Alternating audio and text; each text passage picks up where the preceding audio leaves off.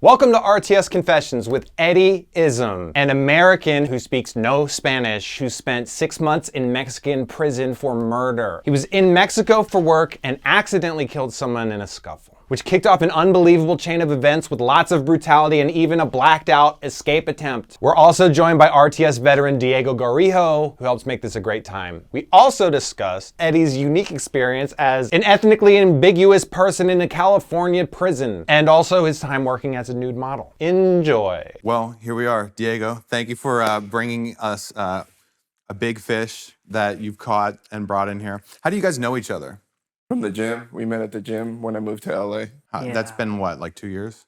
Something like that. We're going on Yeah. 2, yeah. Yeah. We just recognize each other as freaks on the mat, you know what I mean? Like instantly you just kind of made eye contact? I'm just like, yeah, made eye contact, looked away, looked over again, you know. I was like, ooh. I was like, this guy has a vibe. Well, I You can mean, always tell your people in that. beyond your main story that like we'll get into, like even your Instagram, you seem like an interesting guy. Like you're a DJ, you're a writer, you wear a lot of hats. Yeah, I wear whatever hat that I want to wear. You don't really have like one primary thing. No. And it's kind of hard to have one primary thing, I feel like, in this town and from the time I came up. Just specifically because I came of age right when the financial crisis hit, you know what I mean? So you couldn't get like a job. Right. There's too much competition for everything. So I just learned to hustle and I learned to monetize my hobbies really quickly. And just the way that my brain works, you know, it's hard for me to do just one thing. Yeah. You know? And I didn't have like the best transition into adulthood, you know? What do you mean by that? Well, I left home when I was 14 and I started, you know, crashing at friends' houses and shit like that. My home life was weird, is the best way to put it, you know? Sure. It was physically and verbally abusive in a lot of ways and just spiritually just degrading, you know? Because I had parents that just shouldn't have had kids, is the best way to put it. You're from LA. I'm from San Diego. Me and him are from like kind of like the same hood. Oh, I took my first steps in Shelltown, actually. Yeah. Yeah, for sure. But San Diego, when I was coming up, is not the same as San Diego is now. San Diego now is like downtown Disney or something. Right, Like, yeah. super sanitized. One time I went to jail and Shelltown is like, how big is it? Like, It's tiny. It's a taco shop. yeah, it's like a 3 block radius actually called Shelltown. I went to jail and like half the people in jail were from Shelltown. Like half of the jail population was from Shelltown. You're like, oh, fuck. Yeah. Yeah. My mom was staying, I think it's Woodley Park out there. That's when I first found out my mom was homeless. She was staying in a tent there.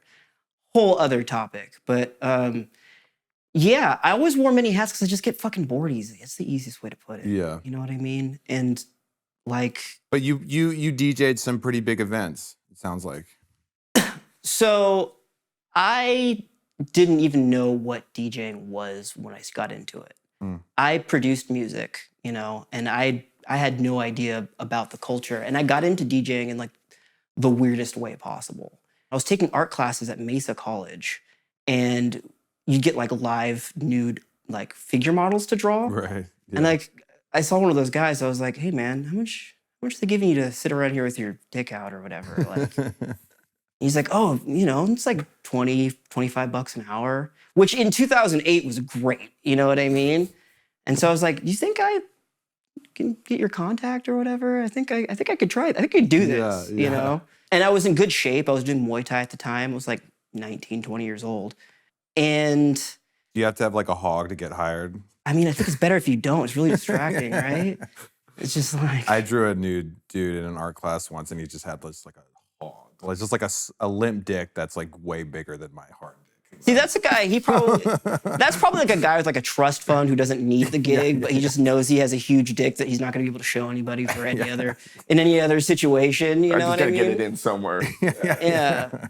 Probably go to his house, he's like, oh, these are artistic renderings of my phallus, you know? So I got this job as a figure model through the California Figure Models Guild, which is a thing. There's a guild of figure models. Yeah. Everybody's got to make their cut. Yeah. Fuck, you can't get into anything. And it's a really weird scene. Like they give you jobs at like all the different art schools and stuff like that. And like, you know, it's not the nudity part that like is weird. It's how physically fucking demanding it is to sit still. Yeah. Like you would never think that like just holding a pose is fucking bet it's hard. brutal. This right here, if I had to do this for 3 hours, everything started, my fucking arm would go dead, Yeah. you know? Yeah. Like, Honestly, You have to pick the right pose out the gate or else you're fucked. yeah. When I get a tattoo, like most of the time, I'm just so old and broken and shit. Yeah. That for me, sitting still for 2 to 3 hours is the worst part of the tattoo. Yeah. Yeah, like I'm just like, Yeah. oh, and I was overly ambitious too. Like I always want to do all kinds of crazy shit. you Really? know? What would you do? Just like holding like Muay Thai poses and shit. Like I'm gonna throw a cross, you know? And then like I'm just like, and the teacher's gonna be like, okay, so this is gonna be a gesture pose and not our long pose today, you know? I had to invest in like a staff so I can like lean on it and shit like that. And I got good at it, which, you know, success was failure because I started getting booked all the time to do all these like really crazy dynamic poses all the time. But anyway, within that scene, outside of like posing for art schools, you get a lot of private, you know, groups that like want to model to sculpt, which is a bigger thing than you would think. I met some fucking really weird people. What were some of the more interesting gigs you had? I had one with this woman whose husband was the head of the Ayn Rand Institute. Oh boy. Yeah, it's like some think tank. It was a situation, she was really attractive, you know, but like, you know, like I couldn't have anything happen because it was like scary money there, you know what I mean? Yeah. You know, like I didn't want to end up like It's fucking. like Get Out. Yeah, totally. We're like she was just getting a little too friendly for me. But you know, for the most part, it was pretty chill. That was the only one that was really weird because she was really trying to friendly, fuck. and her husband would be there sometimes. And Really? it kind of felt like A it kind cuck of thing? she was giving me vibes. And then it kind of felt like a cuckold situation, perhaps, you that's know. And I weird. just didn't have my wits about me at the time to be able to like read what the kind of situation it was, you know. But for the most part, it was pretty chill. The weirder You said interactions. you made a lot of weird people doing that. The weirdest people that I met were the other models, Right. for sure. Yeah. The students, like they're as respectful as possible. They're artists, Yeah, you know. yeah. But it was the people who were part of the Figure Models Guild who took their job like really serious. You know what I mean? That's really funny. When I Like- first moved to LA, I was just trying to find any money I could, and I was on Craigslist, and I saw an ad that was like, naked guys, $80 for 20 minutes. And I was like, I could fucking do that. And so like, I like messaged Wait, guys just like, not just.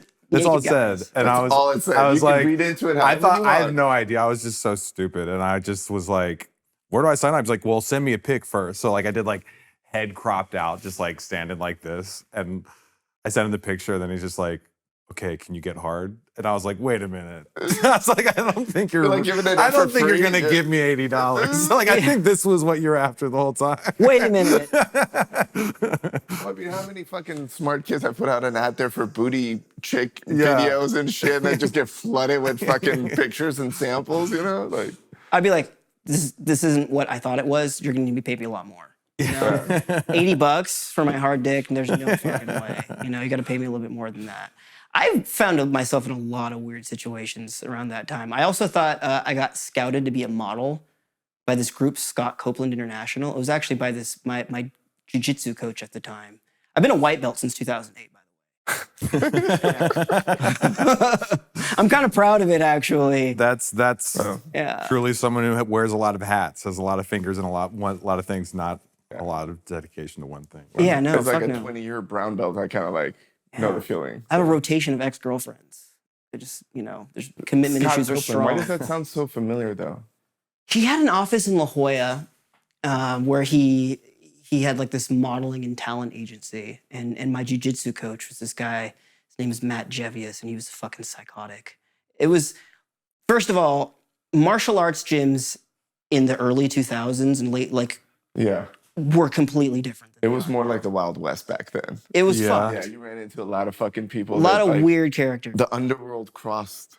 Because, especially in California, it was illegal, you know, to fight.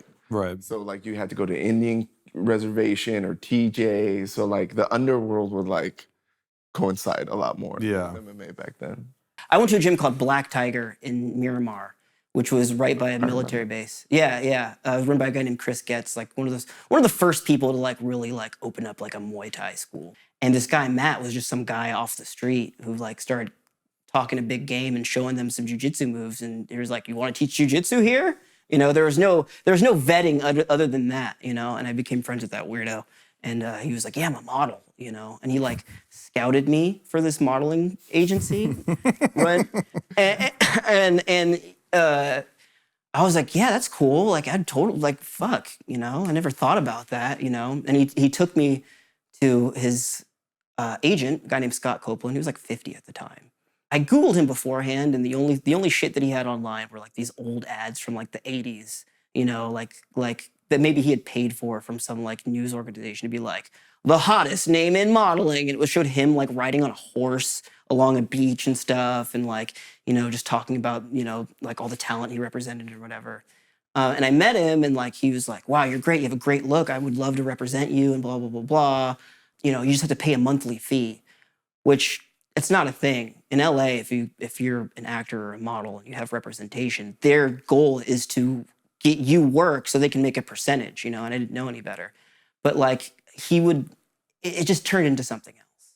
He would call me over to his office and be like, hey, I just want to get some pictures of you, you know, because what we're doing is we're building this card of you, and we're going to use that to send to people to see if they want to like book you. I was like, okay, I guess that's just the way the industry works, you know?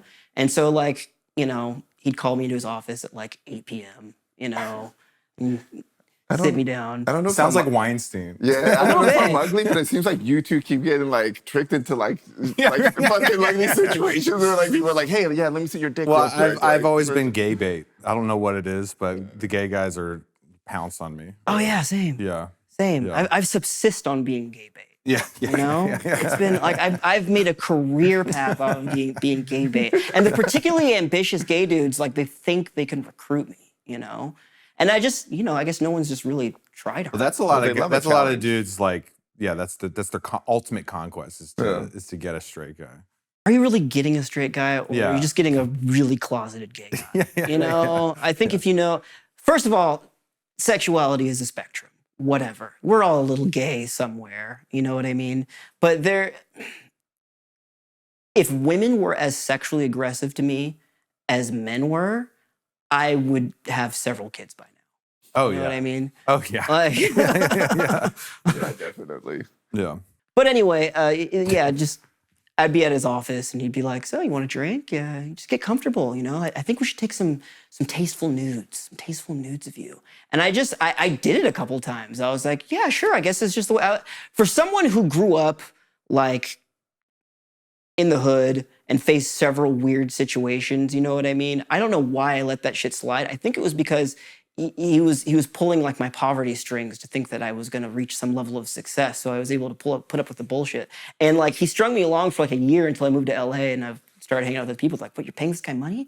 Yeah, they're like, wait, what? You pay him money? Yeah. They're like, I was like, yeah, you know, it's just I'm trying to build my career, you know? Yeah. And I think I was so comfortable being nude with him because I was already an art model and I was like comfortable being naked, you know what I mean? The only thing that was really uncomfortable about being an art model is I was always afraid that there'd be some like super attractive little like art student that would give me a boner, you know?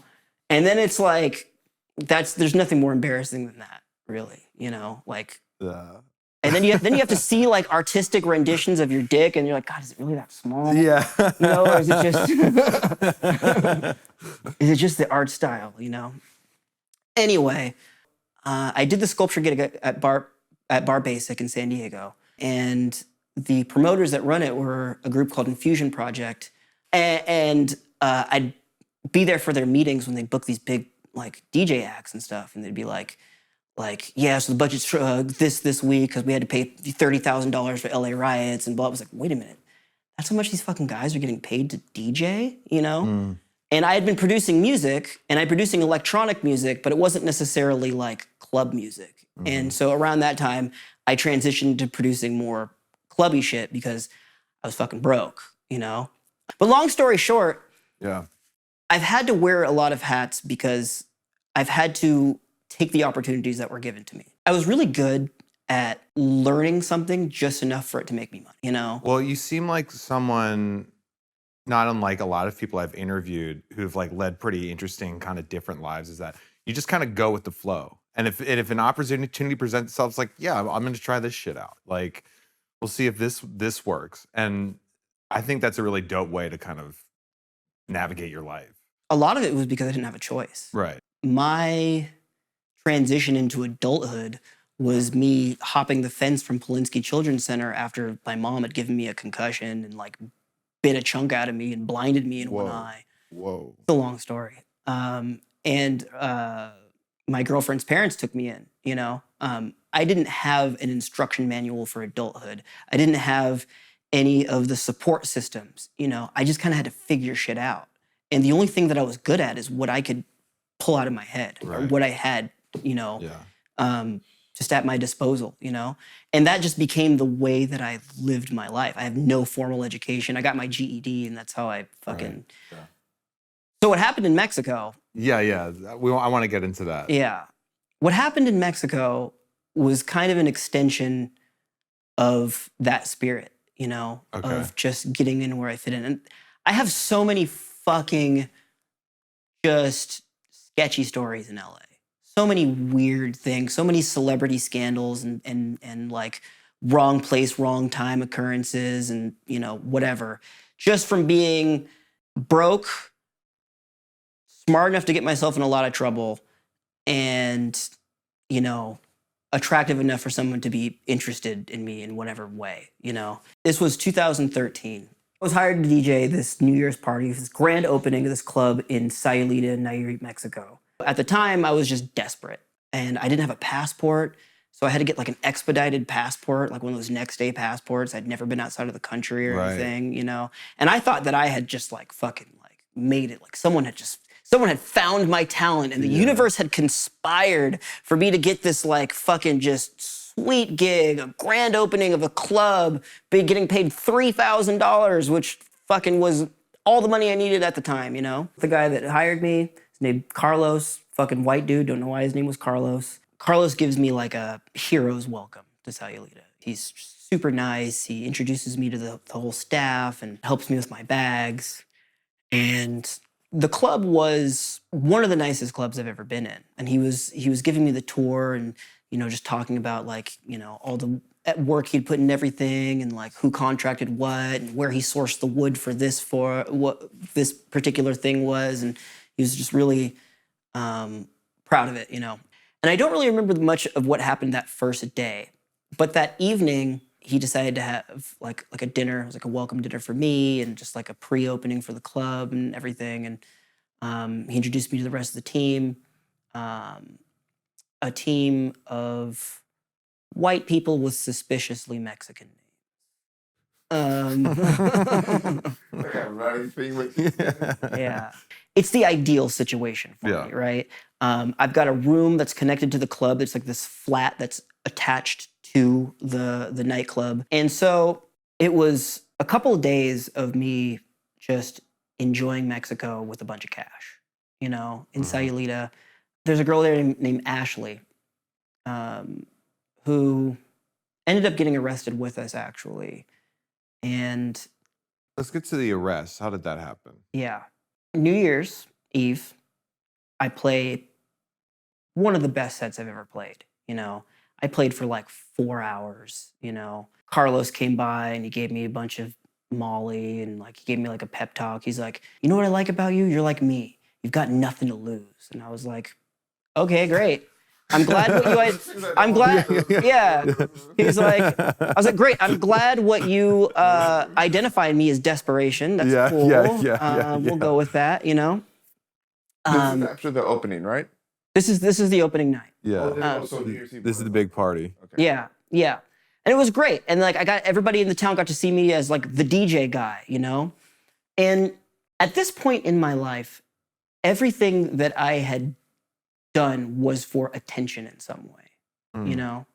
And I was getting it. I was getting all this attention in Mexico. And Carlos was talking about how he wanted to like maybe give me a residency here and like offering me like this whole dream, you know? Right. So the next day, the party continued. We're in like a party haze, you know? He decides to have like a rooftop party. So I DJ that.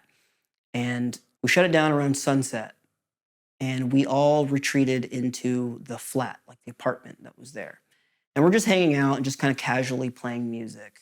So this guy walks in from off of the street and he thinks that we're partying. And he's just like, he like just comes in like, woohoo, like ready to go, you know? Stranger. Yeah, stranger. Stranger to me, right? Okay.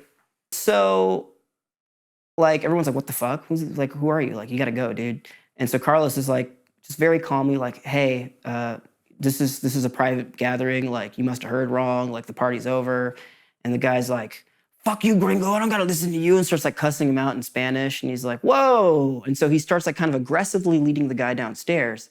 And like, as the guy is being led downstairs, he like takes one of the decorations and like fucking throws it on the ground and shit. Just being a total asshole, drunk, belligerent. And I didn't see any of this happen, but I saw the aftermath of it. I guess the guy went to push Carlos, and Carlos just decks him in the nose, right? And what I see as I'm coming down is the guy like going back into the restaurant with his nose just gushing blood. And then Carlos is like, get him some ice, you know? And Ashley gives him a bunch of ice, and he was like, he said something like along the lines of like, you're a patron at my bar, and I know that you're just drunk right now, like whatever, like go fucking sober up, you know?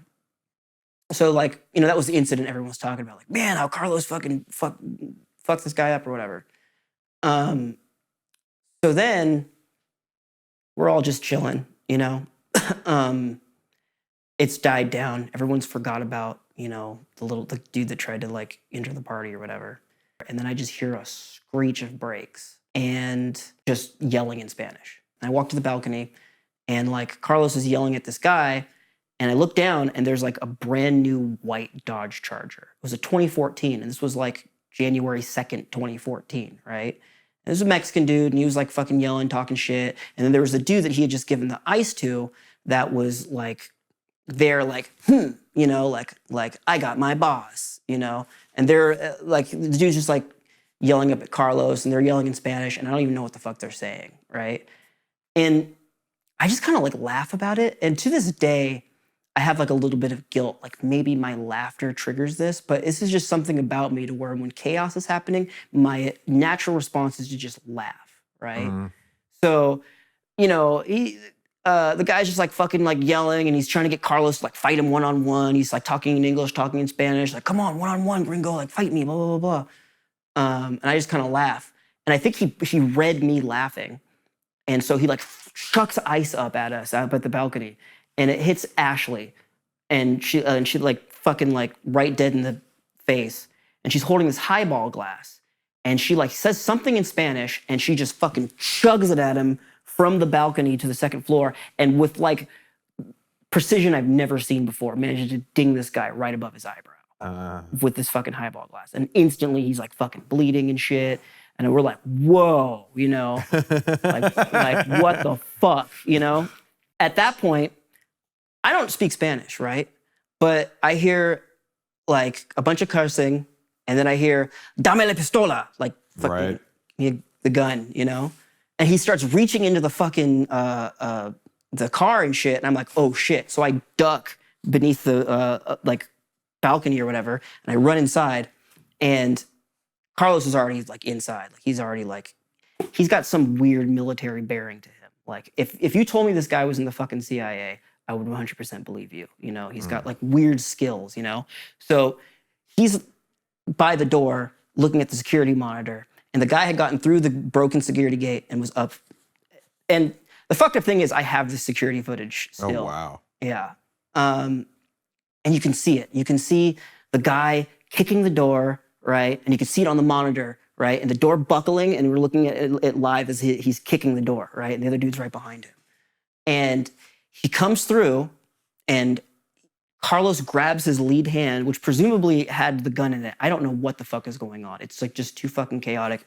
And he flips the guy over, and he puts him like in a hold, right? Mm-hmm. And then I don't know what happened, but like I just kicked into this state, like this is a fight now. So I go after the other guy that's downstairs. I don't know what's going on. And I keep him out of the door, like instantly.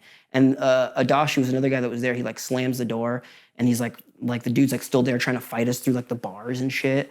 And I go back, and like Carlos has the guy, and he's kind of struggling with him. He's like, hold on to this guy. I'm going to get something to tie him up with. Right. Mm-hmm. And so I'm like, okay, cool. And I'm like still a little fucked up. And the guy, okay, this is one of those things where it's like somebody died, you know? Someone was shot. No. But it's easy to talk about things with, all this bombast and they seem like hyperbolic and exciting, but someone still died. A guy who has a daughter and he had a whole life. Right. Whatever. But anyway, Carlos goes off to get something to tie him up with. And I managed to get the guy and get behind him and put him in like a chokehold, right? Yeah. And I get like my hooks in and shit, you know? And I'm just like, stop moving, dude. Just like fucking chill out, you know? And like, he's just like, I'm gonna fucking kill you. I'm gonna kill everyone in here. I'm just like, dude, stop moving. I will put you to sleep, you know? And so I did, you know, but to sleep, to the best of my knowledge, you know? And I just kept going until like I felt him, like, you know what it feels like, you know? And I told Carlos, I was like, dude, I had to put him out. He was going crazy, you know? And he's like, it's all right. And he had an RCA cable and a pink dog leash to tie this guy up with. And like, I'm like just high on adrenaline, just like fucking, I'm covered in this guy's blood from his like gaping wound, you know? And I go after the other guy, the guy that got hit with the ice. And like, so I'm like running down the streets of Sayulita shirtless, covered in some dude's fucking blood, you know? Just like a fucking maniac, not even thinking. I don't even know what I had like done the night before. I was still obviously not sober, but the guy had long gone. And so I come back, I was like fucking still high on adrenaline. And I walk up the stairs and like, I'm like ready to like report back, like the guy's fucking, you know, he's long gone. But, you know, in my way into the flat, I have to step over the guy.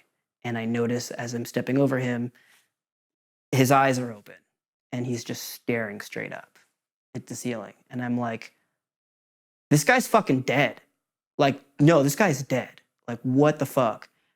And the first thing Ashley says to me is, it's okay, he needed to die, is what she says to me.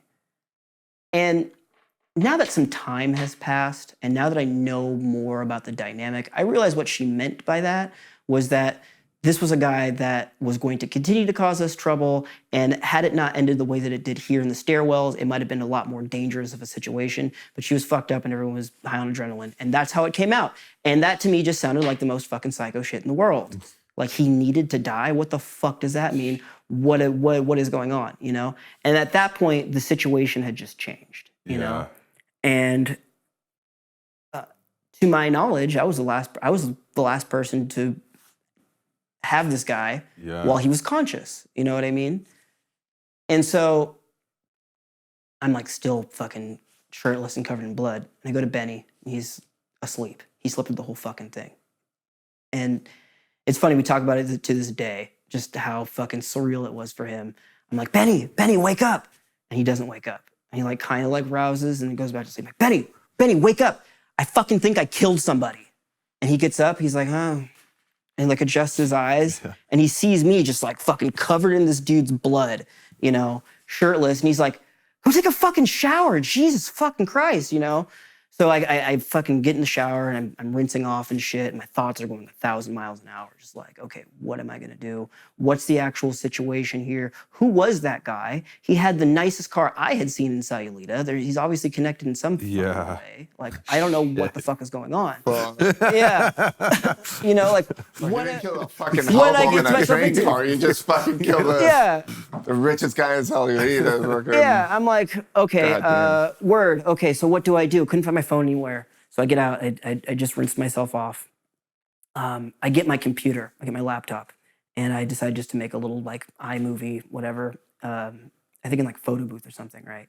And so, and I still have this video too. I record just like the surroundings of what's happening. Make sure to tilt my laptop to show you that there's a dead guy on the floor. Like, yep, that happened, you know?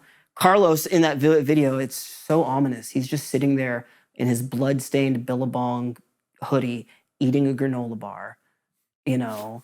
And I asked him about it later. He was like, yeah, I knew it was gonna be a long night. I need to get something to eat. I was like, how could you fucking eat anything, bro? What is this? White guys with Mexican names are the devil. Yeah. Present company exclusive. Yeah. But, you're a daywalker, Daywalkers are those ethnic people who can walk amongst the whites in safety, Right, of course, I took that, I just sent a mass email out, to as many people as I could. I sent one to my sister. I sent one to Brennan Gray, another DJ, and a couple other people. I was like, yo, I'm in Mexico and I think I just killed somebody. The police are on the way, and just gave a bunch of my information and my last whereabouts, and I just sent it out, and that might have saved my ass, honestly, because of what happened next. So the first people to show up on the scene were the municipal police, and they didn't give a fuck. They walked in and they were they were so sarcastic about it. They were like, this fucking guy, that kind of yeah, kind of probed him with a boot, And so it seemed at the time like, okay, great, we defended ourselves against a violent intruder, right? Like we stood our ground. We're in the right in every conceivable way possible, But that was me thinking with my American brain, I guess, I say that, well, maybe not my California brain, because if someone breaks into your house and you hurt them, they can still fucking sue you. So whatever. Texas, you could just shoot him for that motherfucker looked at me wrong in my driveway. Yeah, fucking how totally. dare you? In California, you shoot somebody in your house. Yeah, the motherfucker survives, sues you. Yeah. Somebody broke into. I heard a story about somebody who broke into somebody's window and cut themselves doing an attempted B&E on the glass. Yeah. Oh wow. Yeah. Fucked up. And in California, that will hold water. Yeah. Anyway, so the municipal police are there. Yeah, and I'm like, wow, what a crazy story this is going to be. How we got attacked in Mexico and defended ourselves, whatever. Right. Seconds later, I just you see the sirens reflecting on the inside interior, like the red and blue, you know what I mean, and just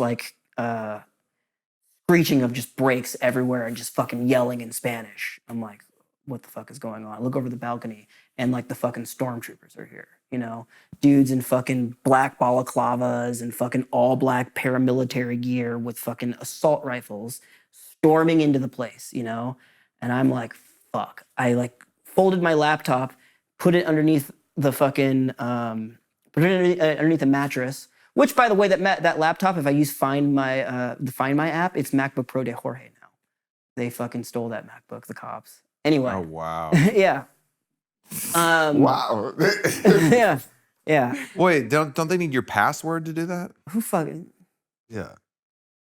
It's down there, and it's fucking Jorge's. They did it. It's Jorge's laptop. I mean, I know a guy right now. Give me your laptop. Yeah. Figure it out. Yeah. Well, anyway, so it's like the SWAT team, basically. I had no frame of reference for who these people were, but they came in just guns drawn and everything, and they arrested all of us. Yeah. They came, they looked at the situation. I remember one of them came, it must have been their commander, looked at my hands, to see if, I guess it was his cursory investigation to see if I was involved or whatever. And then they were your hands fucked up at all? No. Okay. No.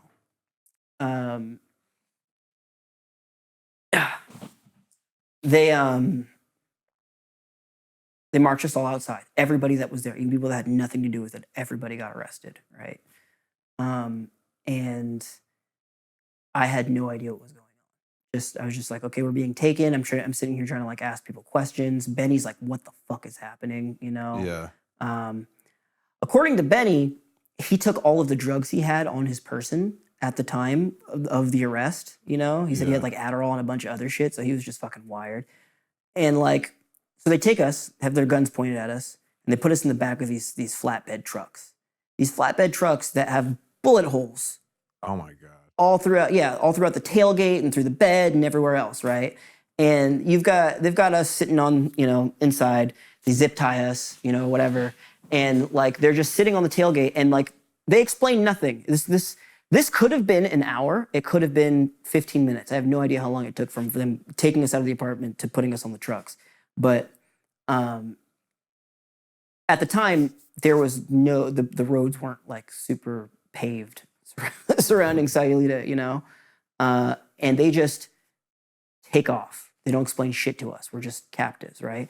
And the dudes are sitting on the tailgate with the fucking assault rifles pointed at us, just hitting bumps and shit. And I'm just like, all right, looking at this fucking assault rifle, like, this is how it ends for me.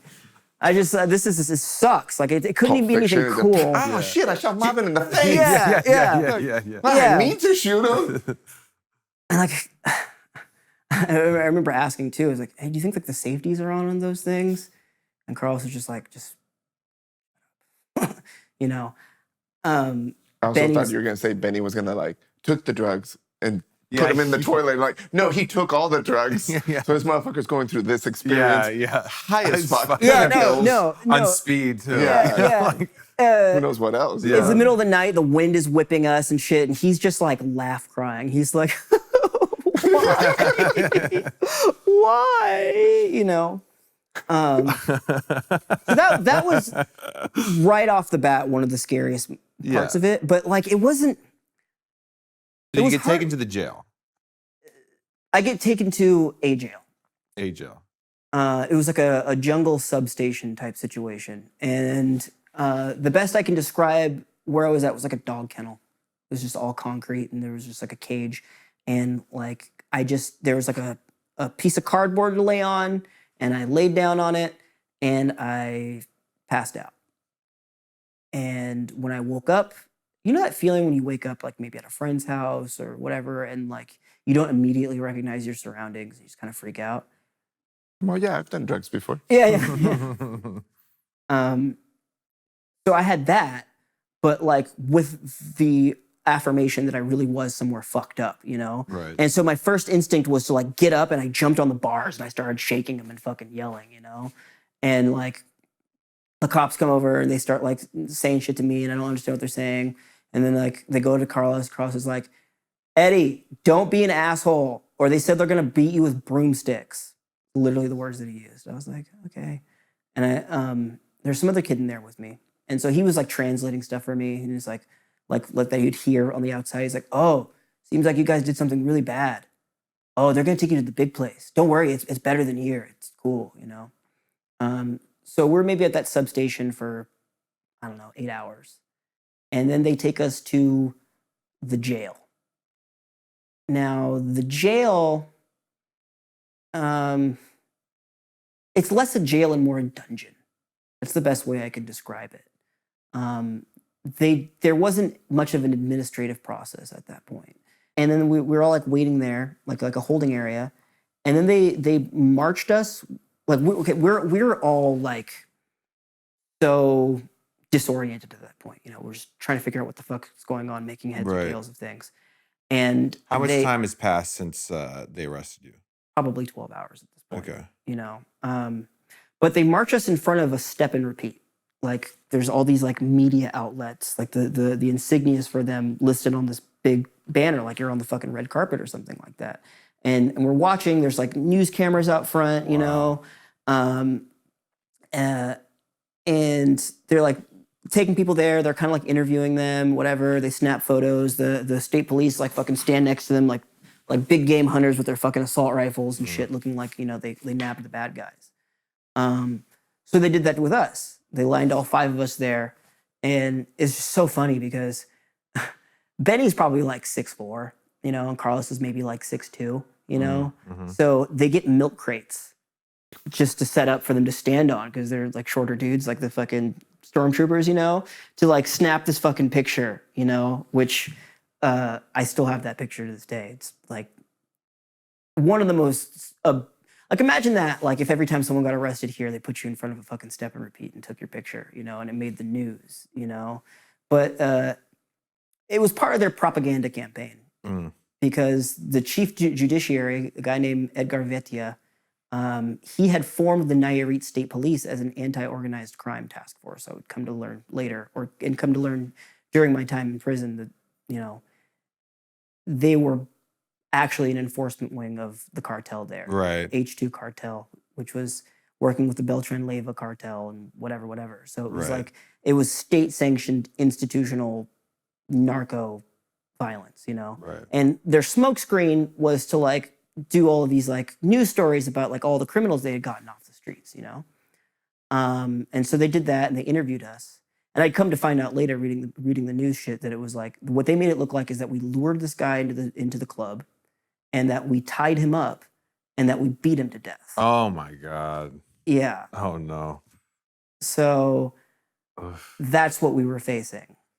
How the fuck did you get out of that? Lots of money that wasn't mine, is the easiest way to put it. Carlos? Okay. Also, the thing with the laptop, that was fucking smart, man. Yeah, For you seriously. to think that quick and be like, fuck, I'm gonna capture this shit right now. Look what's going on. Yeah. And have the fucking mindset to be like, fuck, I'm gonna email this to as many people as possible. That's Yeah. I had no choice. Yeah. Okay. Again, there's nuance to this story, and I have to be like a little careful about things. Oh, I don't want anyone snitching on my platform. Even for the sake no of snitches. Look. I don't want to get Here at repercussions. RTS life hacks. Yeah, it's don't not. condone. I just don't want them coming after me. Exactly. Yeah. The less you know, the better. Yeah. Even if this airs and it's as sanitized as you can possibly make it, what if I'm dealing with paranoid people and they want to, you know, the less you know, the better. Yeah. Kind of thing. The process for being convicted of a crime, at least in Nayarit, it's a completely bureaucratic process. You never stand in front of a judge. You never, you know, there's no jury, you know. It's a bunch of people shuffling papers and making decisions. And it's horribly unorganized, as we came to find out. Terrifying. Yeah. And so they throw us all into separate cells in this jail. And this jail is, like I said, it's like a dungeon. The walls and the floor are painted a crimson red, just to disguise the fact that people are coming in. Otherwise, it'd just be covered in blood. You know what I mean? There was no toilet, just a single, I can only call it a shithole in the center of the room. And a couple fights broke out over who was going to sit or lay down closest to the shithole, which thank fucking God was not me. Yeah. And we were there for maybe 2 or 3 days. We didn't see the light of day. The only sense I had of what time it was is if it was cold, it was nighttime, you know? If it was warmer, it was daytime. It was completely disorienting. Yeah.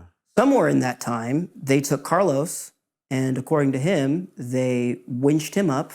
They took Carlos to some room where all there was a drain in the floor and a winch and chain. And yeah, they hoisted him up and they put a gas-soaked rag in his mouth and they beat him with axe handles. Now, fuck. Yeah. Yeah. Fuck. The reason that didn't happen to me was probably because of my American passport. He did not have an American passport. And if you're Mexican, they'll do whatever the fuck they want to you. They're on people, you know? And I think it was like kind of a joke with all of them, you know? And this is all stuff I heard secondhand from him, you know? With a few confirmations from some other people. And if it wasn't for our lawyer, a guy named Leo, who I still talk to this guy to this day, because he will hit me up on Facebook on occasion, because he owns a bunch of tapes from Dog the Bounty Hunter's crew, because apparently they came into Mexico chasing like a bounty and the federales were like, fuck you. Yeah, and they confiscated all their equipment, you know? Yeah. And so he'll like hit me up every once in a while. He's like, yo, I have the footage of the dog. Like, you know? The dog. He's like, his producers are saying all kinds of stuff. Like you could probably get like $1 million off of this. I'm like, I don't think so, man. I don't know. He like still to this day, but Leo's story is interesting because he's a disgraced judge who apparently drove drunk and got into some crazy like multi-car pileup and he was briefly disbarred, but then he became a lawyer, and he had all the contacts that a judge might have. And here's the interesting thing that I learned about the legal process. Well, where'd you find this lawyer? This is all through Carlos. Okay. Yeah. Carlos was well connected in Mexico. Right. It seems like it. And it made me nervous, the way things were moving for us. Well, you're fucking lucky to have him on your side now. I was extremely lucky to have him on my side. Yeah. No, not only... Carlos was both my salvation and what made me the most scared, really. Because I had just come to see him as his own minotaur and his own labyrinth, and he had constructed this world in Mexico, and he was running away from something in the United States. Mm.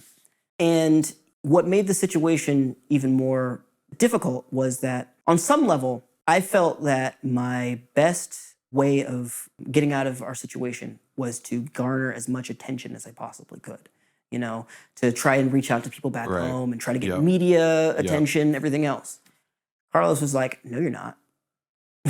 Shit. You're like, oh, man. That sucks. Yeah. So there was just like we're this weird odd couple because he, who's to say what it was? Yeah. Why? But he was nervous about getting attention. He didn't want that attention. Border. Yeah. And that's all I knew. All I knew was how to get fucking attention for things. Right. So this is where the biggest hole I think in the justice system is there. After a while, they start interviewing us and like asking us what had happened. 12 hours later, they start taking our statements. And they don't have an interpreter. So Carlos becomes their interpreter, right? Which is like, imagine you committing a crime and your crimey is fucking explaining what fucking happened for you. You know what I mean? So like... You're like co-plaintiff is there fucking translating you with the authorities. Yeah. Yeah. So I don't know what he's saying, what he's not saying. I'm just kind of giving the best description of what happened and like fucking... trying to have faith, For all I know, he could be like just pinning a bunch of shit on me. Yeah, like I don't know what the fuck is going on. That opportunity. Yeah. Because the person who died was a guy named Ivan, who was in a relationship with one of Carlos's business partners. And Ivan, I had come to learn, was kind of like an upstart in Sayulita. Like he was trying to be in that world. And Carlos was this white guy who was well established and knew all the right people. And there was this like jealousy, and apparently that dynamic had existed long before I had gotten there. I just happened to be there when shit boiled over, And so there was also this like fear of reprisal from his family or who he could have known inside of the jail or whatever. I know this is a long fucking story. Yeah. It's good. I'm definitely going to trim it down, but... This is 6 months. You know what I mean? Mm-hmm. This is a 6-month-long ordeal. I guess I'll skip to the part where I tried to escape because that's the part in the Vice article. And it's probably the craziest thing I've ever done in my life. Benny and Ashley and the other people that were arrested, they left. They were freed. I heard later that they paid like 10 grand each for them to go. But Ashley decided to stay. And she decided to stay and rent an apartment in Topeka with our lawyer and cook us meals and try to give us better conditions for things. Let me back up a little bit. After the jail, they moved us to the prison, like the long-term stay place. They put us all, they sent us all to one room, right? Where they like basically debriefed us, and there was one guy talking in Spanish and kind of telling everybody what was going on.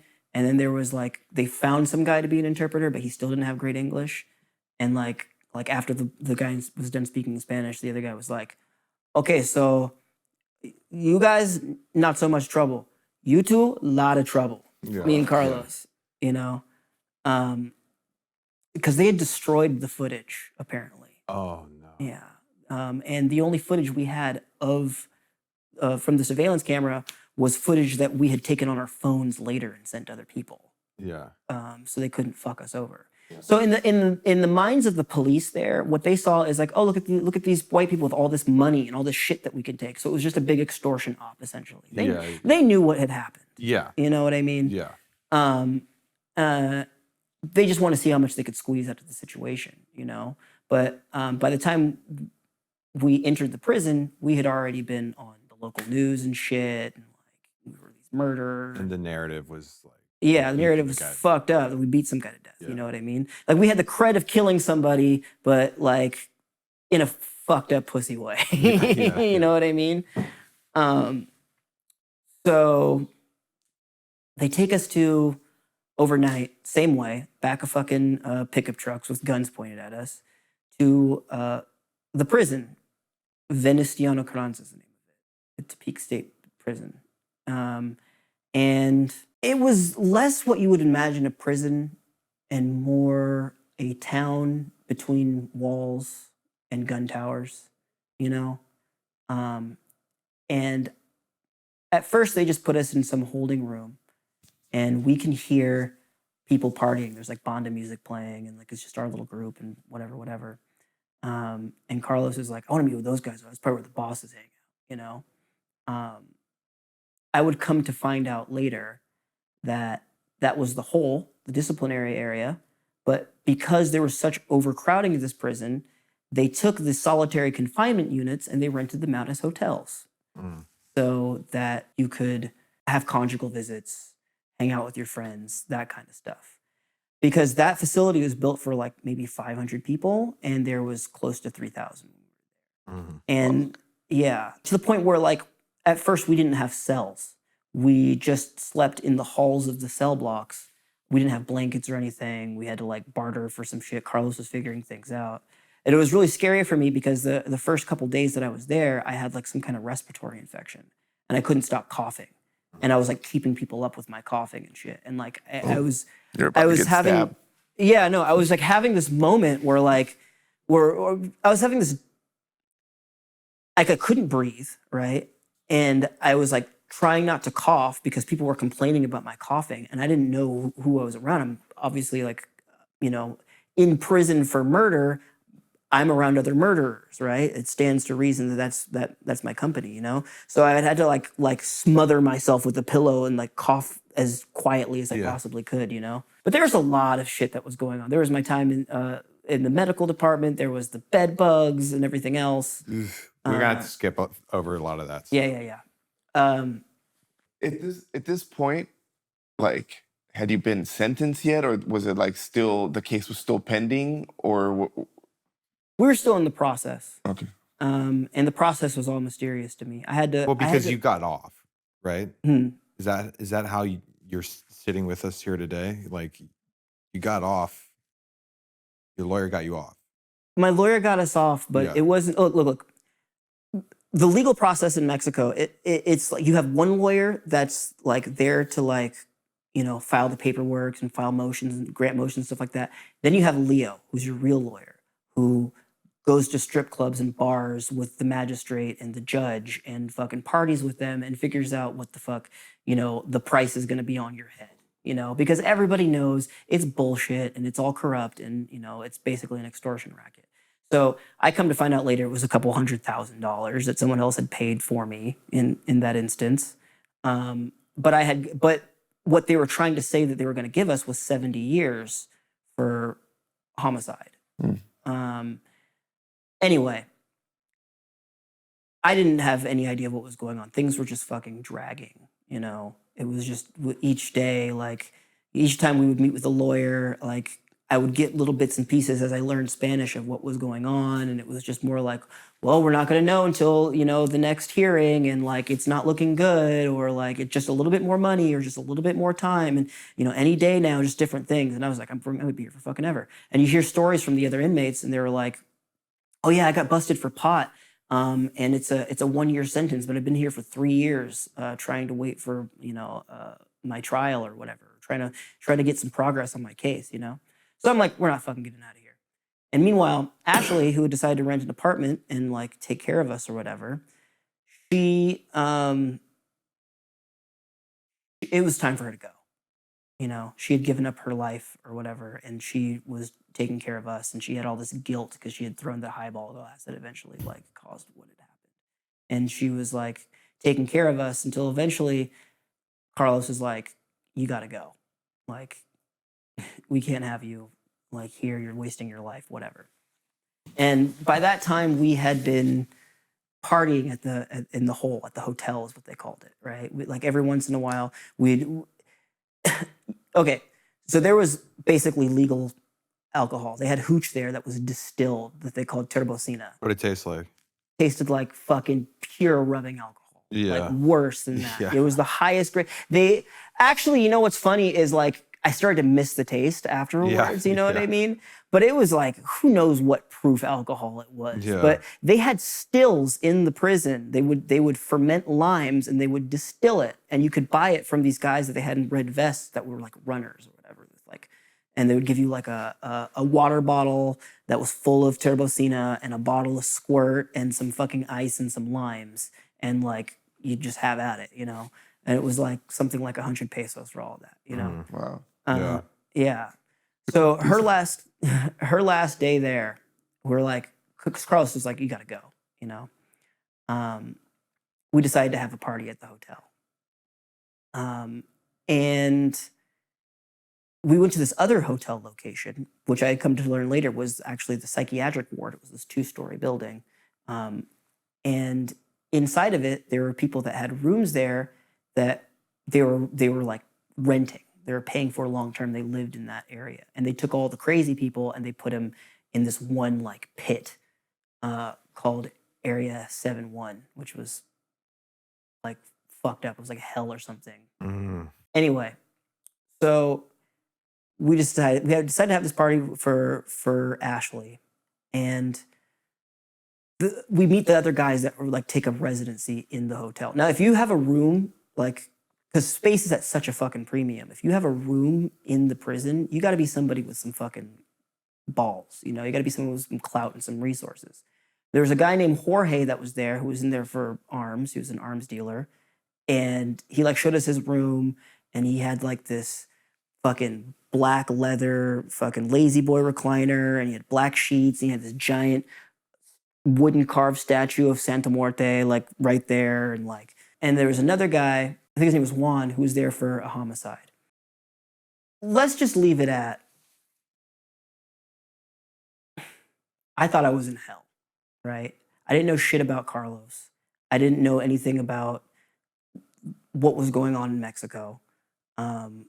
I didn't think I was going to get out of there. I couldn't trust him. I couldn't trust anybody, right? Yeah. We're all partying, drinking turbocina. We had some Klonazepam drops that we were taking to get to sleep and shit. And like we were taking those and drinking. It was really stupid. At least you had drugs. Like, right. Real quick, just for me, like Ashley, when you said she rented a room, like, was it inside the prison? It was in Tepic. Outside the prison? Yeah. It was outside. It was in Tepic. She would come to visit you guys. Yeah. All right. She would come to visit us like every single fucking day. Fuck. She was great. She's still a friend of mine, and that's why I'm kind of stumbling with this next part here. So the girl that was with us, she'd been taking care of us for a while. It was time for her to go, you know. But I don't think she had much of a life outside of what Carlos had provided for her. And when she came to the prison that night for us to like, you know, have her party and stuff, she was trash. We'd been drinking all day. And she kept saying like, I would do anything for you guys if I thought that it would make things better for you. I would do anything. Like, I fucking love you guys. Like, we've been through hell together. I would do anything, you know? And so we get to the hotel and we meet, you know, these heavy dudes. And so the prison itself is not run by the guards. It's run by the cartel. And the cartel there, they call Los Talibanes, Taliban. They're the remnants of the Beltran Leyva cartel, and they've pretty much run the whole fucking thing. They wear black. No one else is allowed to wear black. They have satchel packs that they carry around with them that have knives in them and shit. So I could only, these were like Taliban guys, you know?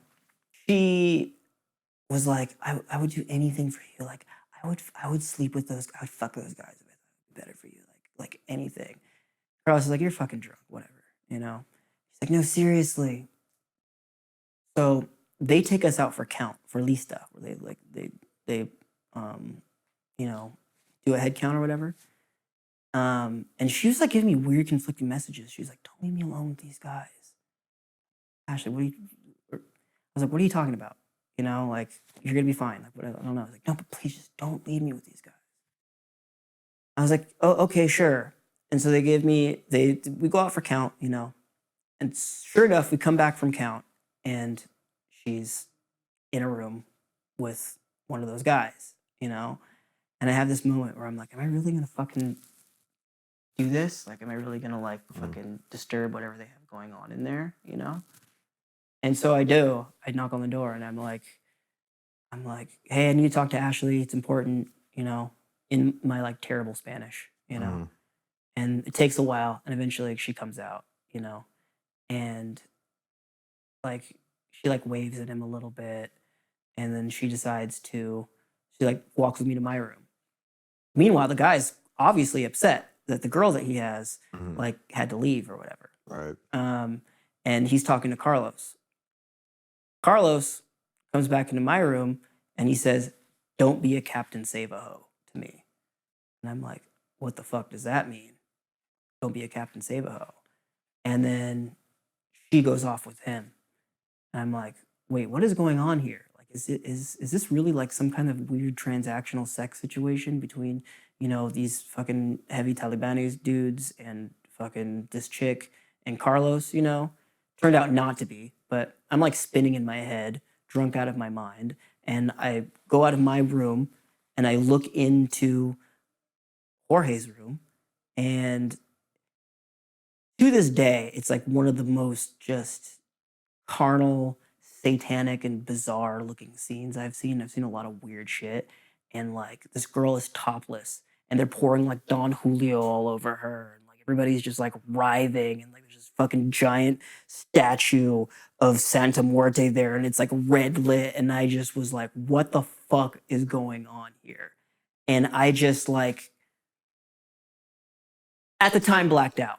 I put the pieces back together of what happened later. But the closest I can remember, I came to on top of the wall outside where this little dog was barking at me. And I jumped down, and next thing you know, this dude, his name's Sam, they call him Arabi, he was this Arab dude, who just happened to know some of Carlos's friends and be the first person to get to me when he saw me jump down from the wall. And he was like, what are you doing? What are you doing out here? And I was just like, I want to leave. I want to go. And like, as the rest of the Taliban dudes are coming up to me, he punches me in the stomach enough to like make it look convincing. He's like, you speak no Spanish. You hear me? No Spanish, you know? And I'm like, okay. I'm like totally wasted, you know? So the guys come and they're like talking and shit. And like, I'm like trying to like, at this point, I'm like lucid enough to know that like I'm in over my head. And I'm like, I haven't had my medication in 3 months. I'm really mentally ill, guys, you know, like realizing like, okay, these are fucking cartel guys and they just tried to escape from prison and who knows what the fuck they're going to try to do. Yeah. So you were blackout and then you made a decision in that state that you were going to escape and you were like halfway over the wall. I was on top of the wall. Yeah. And then you came to and realized, oh shit, like if. Little bits and pieces came back to me, you know? Like, for example, I tucked my journals that I had all of my information and shit into my waistband, and I had taken the curtain that was outside of, like, there was like a barred door, and there was like this curtain, and I had wrapped it around my shoulders because I thought at the time that I'd have to put it over the fucking razor wire in order to get over, which it turned out the razor wire was dull as shit. Like, it wouldn't even hurt anybody. Yeah. Like, it was like fucking like Party City fucking razor wire, you know? And I had taken these 2 iPod shuffles that we had, which is another crazy story how we even got those in there, you know. And I know that I had somehow shimmied through the bars. Like I had fucking like my head wouldn't fit through, and then I just fit the rest of my body through, like I had gotten through, you know? When they found me, they were trying to figure it out. They're like, how the fuck did this kid get through the bars? So they took me back to the door, and they're like sitting there trying to like put my head back through the bars and shit. And like it was like four. This fucking kid. They're just lifting you off the ground. No, totally. I was like, I had lost all body. I thought I was this ragdoll. It's like a puzzle where they're like, well, twist his head. I'll twist the feet this way. I'll twist the feet. You go that way. I'll go this way. Yeah, no. It was like 4 guys, and they're all like trying to figure it out, you know, and like just holding my body in different positions and trying to get me through this fucking door, you know, until eventually, you know, they had just decided to take me back to my area or whatever, and like I fucking flipped out. I started fighting people. I had bad Spanish. I was like, ¿Cómo se dice honor? Someone's like, honor. I was like, yeah. No, todos, like in like really bad Spanish, like, no tenemos honor aquí, you know, like, and everyone's just like, shut up. And like, I knock over some water thing, and then the fucking security guards come. I start fighting security and shit. And it was this whole fucking big thing. Even though I had gotten out of like the escape part almost scot-free, you know? But then once that happened, like, you know, they told him about the escape thing, and like the guards, they fucking kicked my ass, and they took me to the barandilla, and they fucking handcuffed me to the wall, you know, and where I waited for the rest of the night. And apparently they had taken Carlos and the girl and like kicked them out, and this whole fucking thing, you know.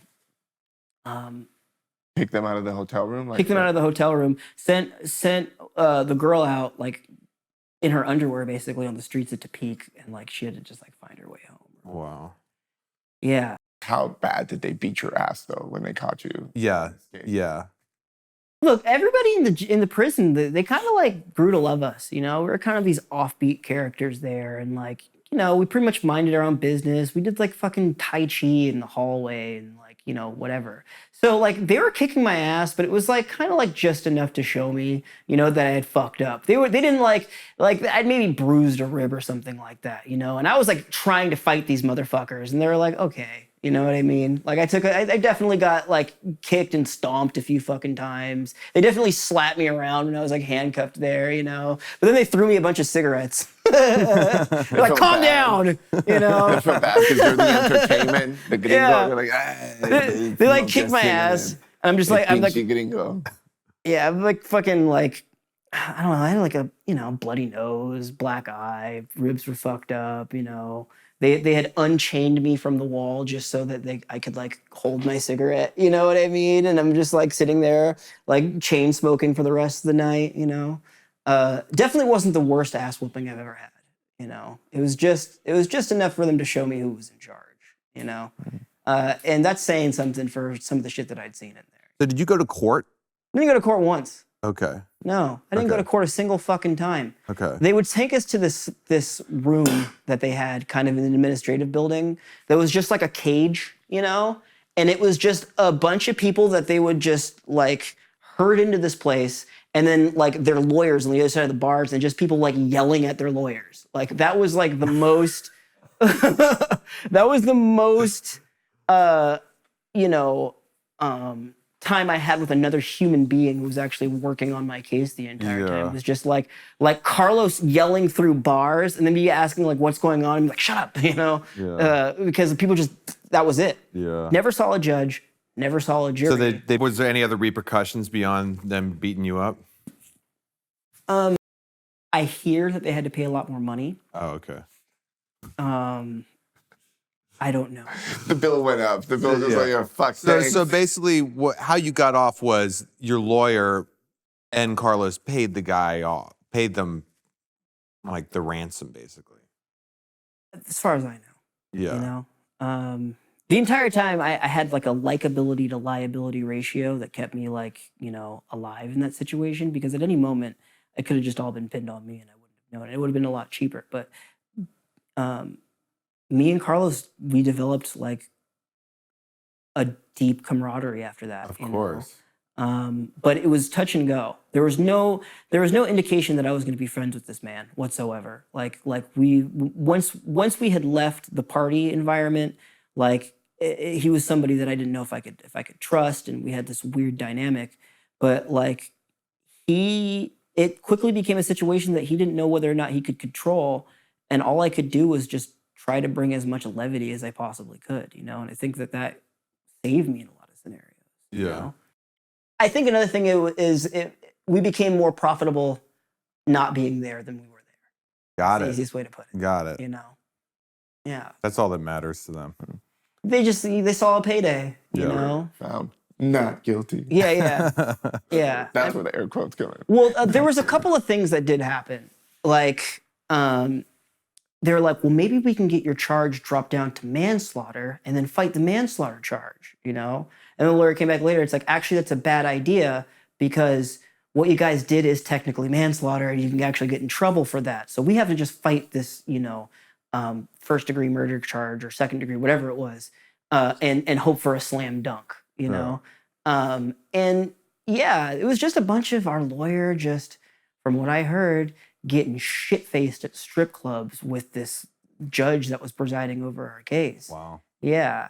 And it turned out later that the chief judiciary, the one that actually like prosecuted us, this guy Edgar Vetia, lived in Chula Vista and fucking was just using the police to basically run drugs in Nayarit. He was as corrupt as they can get. He got arrested not long after Chapo did, you know? So it's just like, it's the same as anywhere, you know? If you have enough money here in the States and you get arrested and whatever, and you can pay to get out, you know, you'll be fine. It's just that the barrier to entry is higher. Here it's millions of dollars. There it's tens of thousands or hundreds of thousands of dollars. Yeah. But to suffice to say, I was lucky to be with the people that I was with, because had it been just me on my own, I'd probably still be in there. Even though those are the people that got you there. Yeah, it's a weird kind of chicken and egg thing, you know? One of the things that Carlos said to me too, I was like, fuck, it's like, I can't believe I finally got my break, but now I have to be in Mexican prison. He said, well, you can look at it two ways. You either have to be in Mexican prison or you get to be in Mexican prison. And I was like, what? That's what I call positive self-talk. Yeah. I think me and Carlos get along. Yeah. And honestly, I think Carlos sounds like a cool motherfucker. Yeah. From what you said. Carlos is a pretty cool motherfucker. Yeah. Yeah. I like to meet him on this side of the border, though. Yeah. I was like, you know. Yeah. I also feel like I missed my calling. I could have been a Mexican lawyer. The whole fucking meetings 100%. at the strip club and shit. I think I could. I don't know what Mexican law school is like. I don't know what the Mexican bar is like, you know, but once you get there, like we had one guy who was like he's the equivalent of like a paralegal. He was just always stressed out when he'd come and see us. He was the guy that we yell at through the bars. We never saw Leo. We saw Leo like twice maybe. You know, but it was mostly us just yelling at this guy. He just looked so stressed. And I could tell he was just like, I can't wait till I can do blow with strippers as part of my job, you know? Because Leo had it easy, you know? What a fucking story. How long was that Vice? It was a write-up. It was a write-up. It was a write-up. It was a write-up that I had to write most of. You wrote, yeah. Yeah. And then they edited it to make it shittier. Yeah. It's true. Like they were like, they changed the wording around and shit. You could write a fucking book on that, dude. Yeah, well, I wrote a pilot. You should, yeah, that's a movie for sure. I wrote a pilot. One of my good friends, Adam Stone, he's a producer, but that's a good fucking movie. It's the right length for a movie. And there's a lot of stuff that you would hear while you were in there that came out later. And turned out to be true. Like, you know, you would hear like, oh yeah, they have sicarios that are here in prison and like they go out and they kill people at night and they come back in here. Wow. Turned out to be fucking true. When they yeah, fucking gnarly. They found like caches of like armor piercing rounds and shit between the walls, and like there's this whole fucking like when they took down Vetia, they took down his whole apparatus and they like searched the prison. They found all kinds of crazy shit. Wow. Yeah. So it was this, I guess for me, what was the most enlightening or whatever was the fact that I saw the direct consequence of all my partying in LA. All the drugs that everybody was doing, you know, every trip to a bathroom stall that, you know, some aspiring model was doing to take a bump, like there's blood on that shit. Oh, yeah. You know what I mean? Yeah. And there's a lot of it. Because in that prison, everybody was there for something having to do with the drug war. Yeah. And the people that I shared space with were, there's a guy, I know you don't have very much, you want to wrap this up, but two of the guys that I met there stand out. One of them was a guy named Raul. They called him El Monstro. And like after sharing a cell with him for a while, I was like, why do they call this guy El Monstro? Like, oh yeah, he chopped some people up in his bathtub. Ooh. And I was like, okay, yeah. And so like, we asked him, we were like, so like, why did you do it? Like, do you feel bad? He was like, it was my job. Like, they told me to chop these people up. I chopped them up. Like, you know, you don't ask questions, you know? And there was another dude. He was like like an older Chicano dude who lived in like the cell blocks. And he was a basket weaver. And somebody told us to go talk to him. I think we're getting supplies to weave baskets. But anyway, it was a Chicano dude named Loco. So in a fucking prison full of 3,000 people, to get that name, you know what I mean? There's probably fucking 40 or 50, you know, guys named Loco in prison, you know? But he's like, we met with him. He's like, yeah, you know, I know you guys walk different. You know, I could tell you guys were American, you know? It's like, I'm from there, but they got me deported here after 9/11 because they didn't have the right papers. He's like, yeah. And then I got caught up here for being a cook. We're like, what do you mean a cook? And I'm thinking like Breaking Bad, you know? Like, yeah. You know, he's like a meth cook or something. He's like, oh, I cook people. He's like, matter of fact, like, I cook people. And we're like, he's like, yeah, no, not alive. No, I didn't cook people. I disappeared people is what I did, you know? So they claim to have me here on all these bodies, but there's no bodies, bro. He's like, prove it. Yeah. Like, prove it. Fuck. Yeah. He was like, after I was done with them, dust.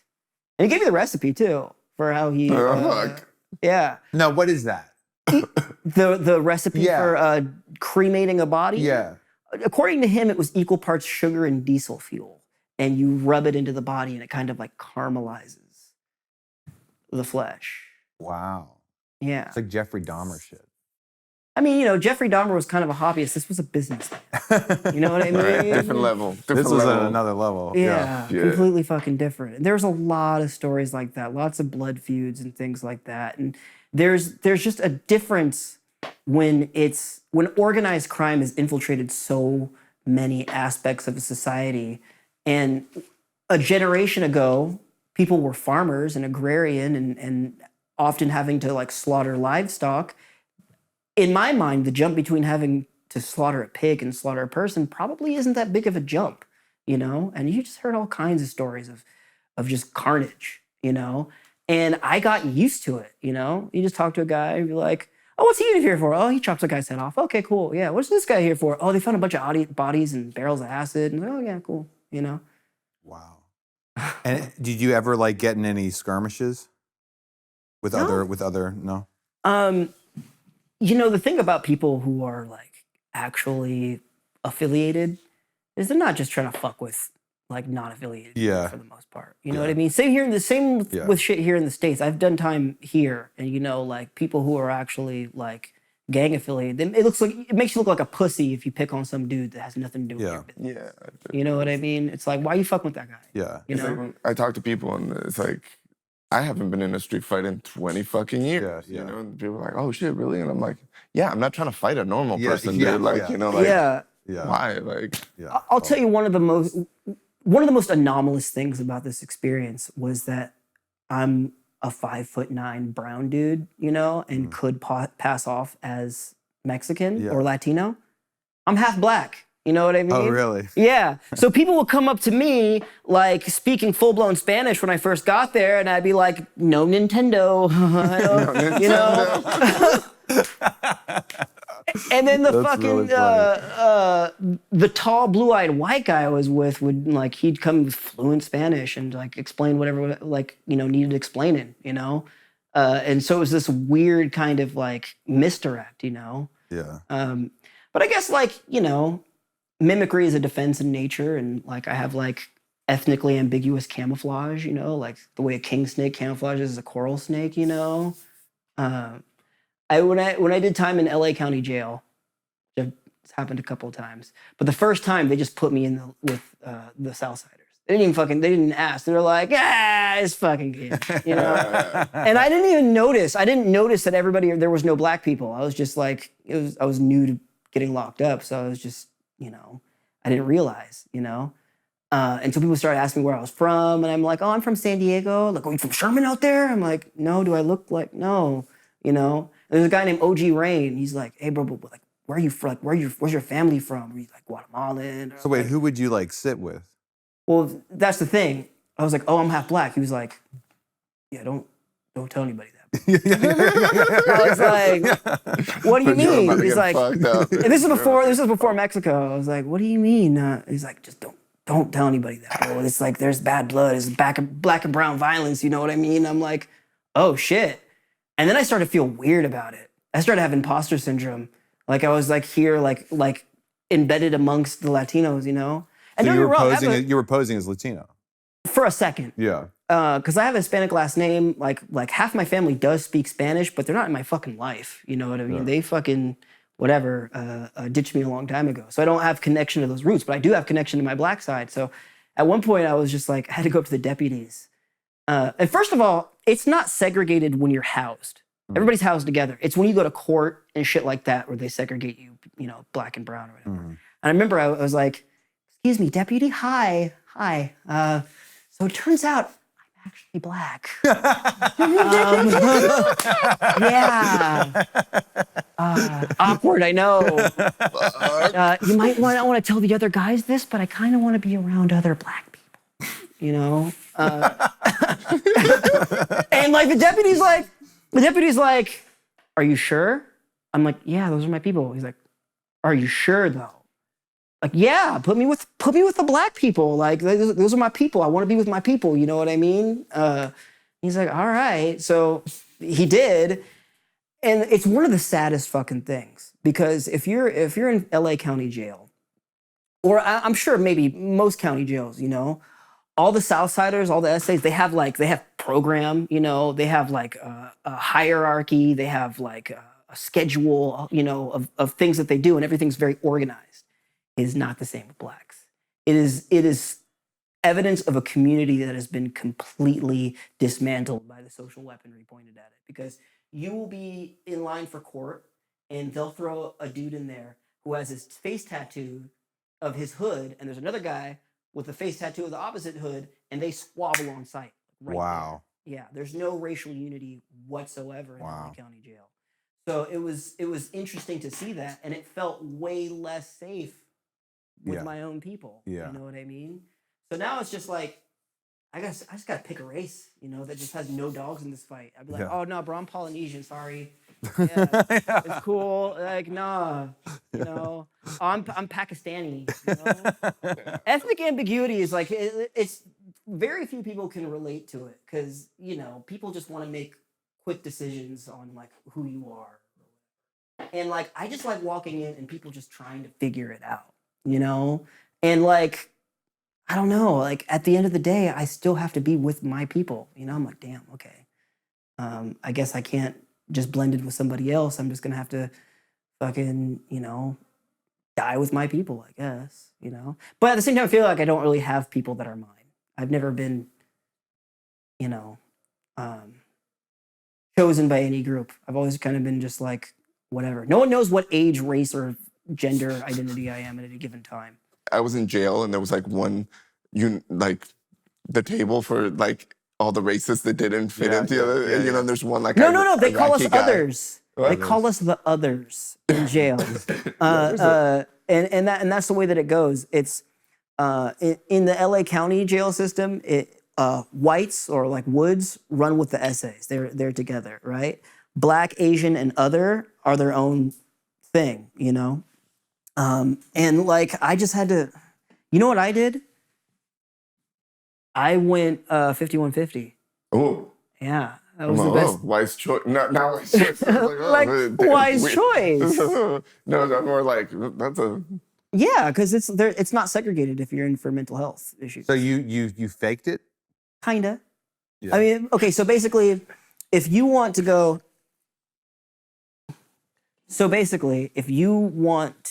into like psych or whatever and you're being processed, you just ask to go to medical hold and they put you on like a 5-day like hold or whatever, and then they have you talk to a doctor after those 5 days.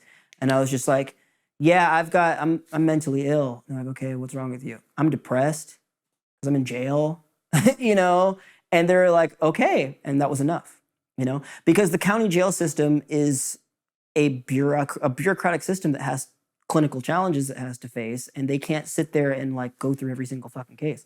So I didn't do anything crazy. I just told him, I was like, yeah, I'm depressed. And they're like, all right, cool. Because here you'll get sued. Right. You get sued if you say, hey, I have mental issues, and you put them back in population. Yeah. And something happens, fuck, you got sued. Yeah. And it was non-segregated, and it was a lot. It was a different kind of scary, because then you're with crazy motherfuckers. You know what I'm saying? And like, you know, you might piss off somebody like in like general pop who just has something to prove and wants to fight you, and they decided that you're like whatever, you know, like they're gonna make an example out of you.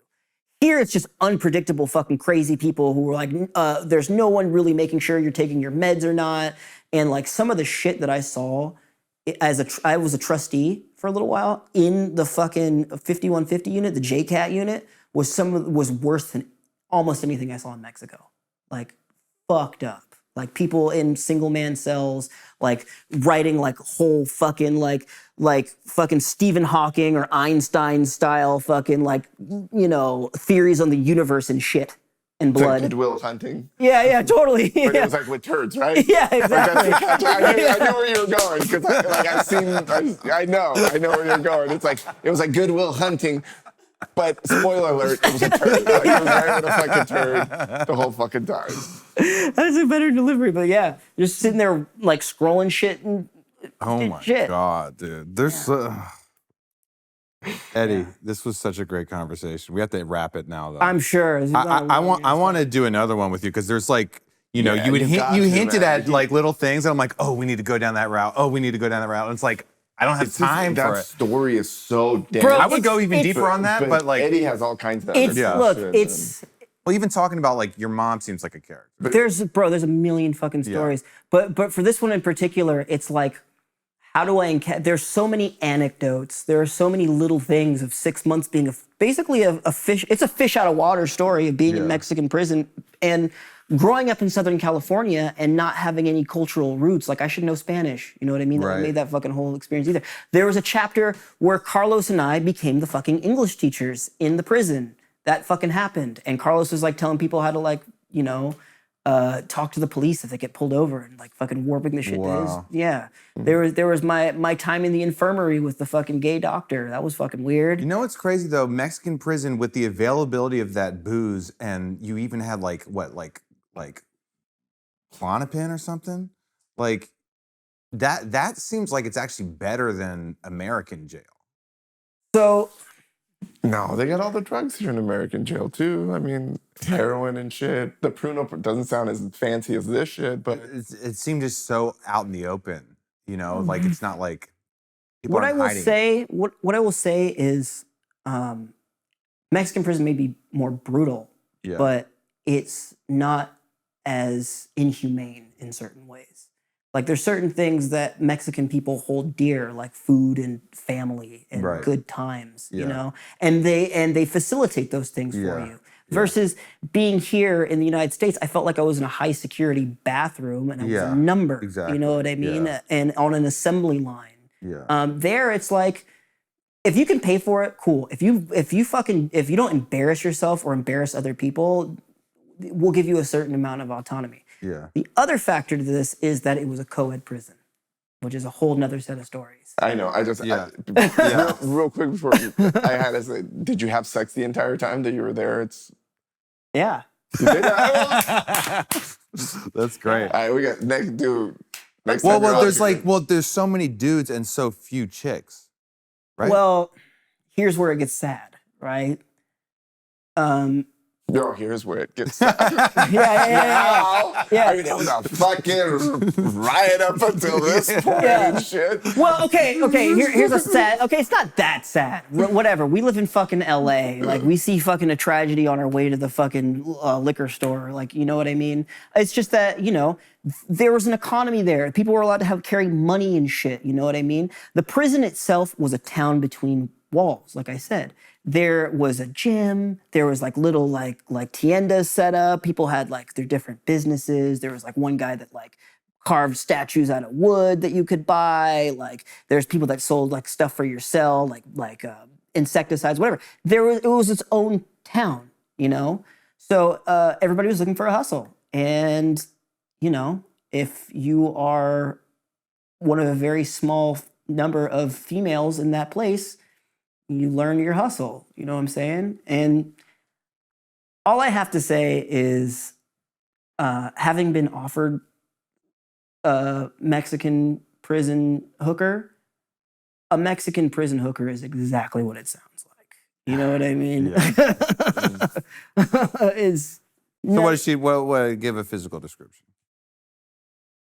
Give a physical description. Of the average hooker? Yeah. They're just the rundown. Look, yeah, average, run of the mill. You know, there's no way. There is no average. It was who had been there long enough to turn to that. But I will tell. There's one brief story I had that. There was this one woman who like was there. She somehow had her kids there, and like I remember I was out with one of my cellies, a guy named Rogelio, and we were on a mission to.